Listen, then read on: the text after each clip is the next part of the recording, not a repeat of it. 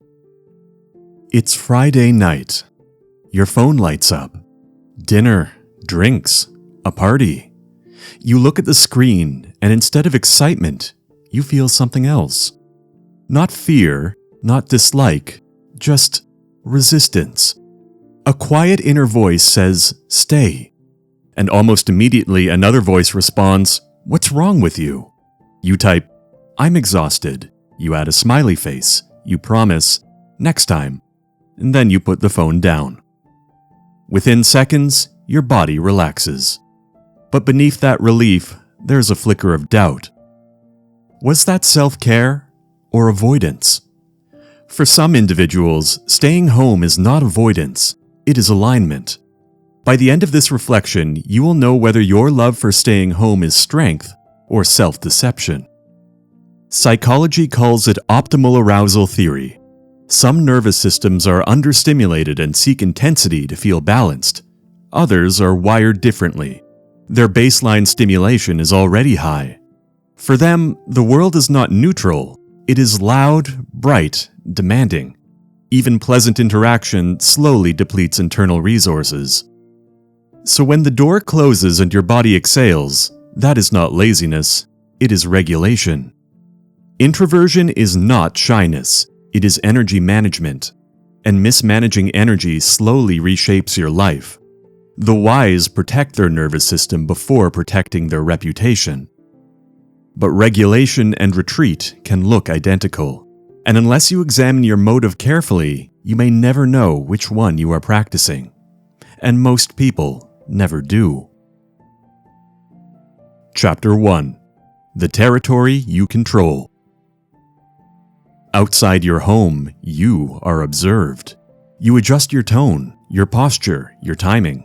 You answer questions you don't care about. You laugh at things that are not funny.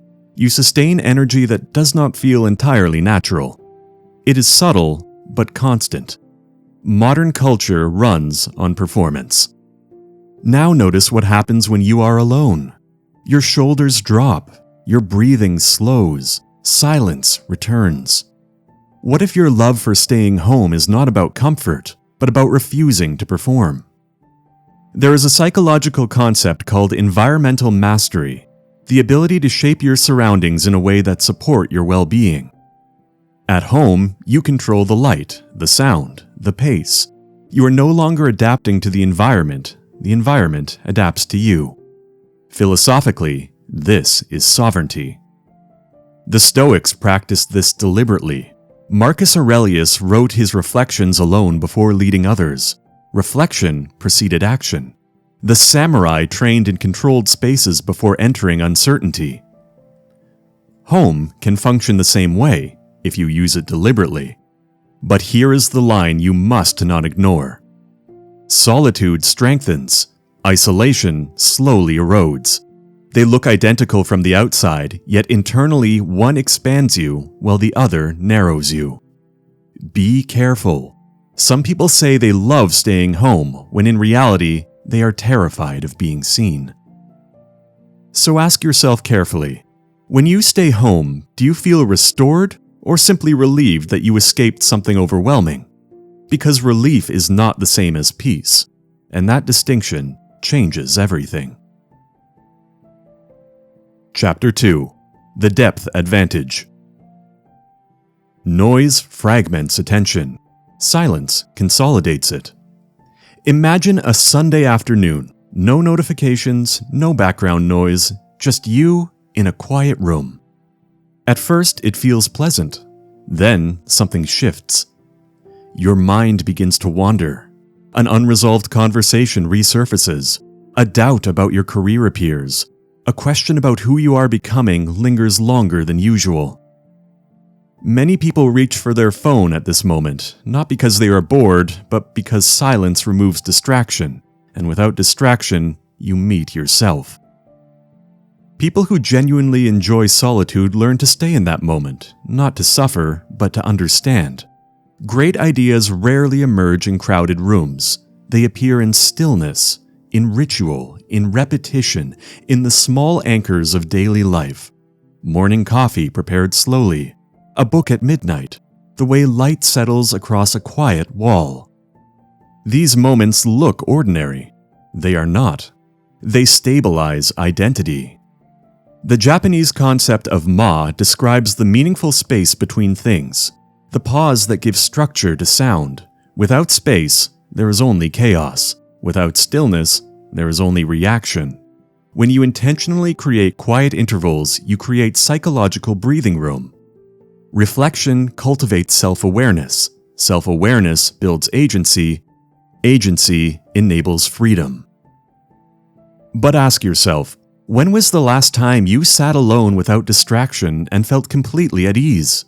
If the silence feels heavy, something deeper may be unresolved, and the silence is simply refusing to let you avoid it. And if you never stretch beyond your walls, your perspective hardens. A blade kept in velvet eventually dulls. Home is the forge, not the fortress. Chapter 3. Selection, not fear. There are 3 reasons people stay home: exhaustion, fear, or intention. Imagine 3 people on the same Friday night. The first falls asleep on the couch, still wearing work clothes, the laptop half open, messages unanswered. This is not preference, it is depletion. The second stares at the invitation, heart slightly racing, overthinking every possible interaction, typing and deleting responses. It feels like choice, but it is driven by anxiety. The third reads the message, pauses, checks inward. No tension, no racing thoughts, just a quiet, not tonight. The phone is set down calmly, a book is opened instead. From the outside, all 3 stayed home. Internally, they are living completely different realities and building completely different futures. The exhausted need recovery. The afraid need courage and support. The intentional understand something subtle. Energy is finite. Attention is sacred.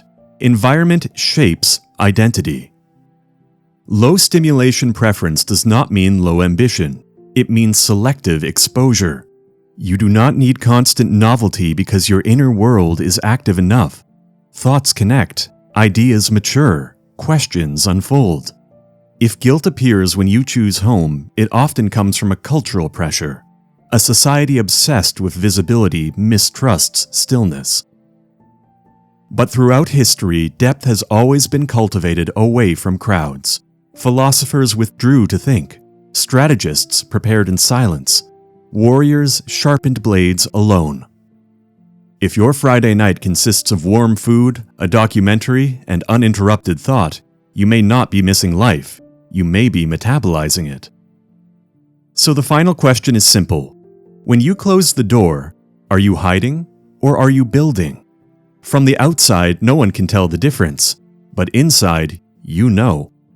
If you close the door out of fear, your world contracts. If you close it with intention, your capacity expands. They close the door, they build, and when they open it again, they return stronger.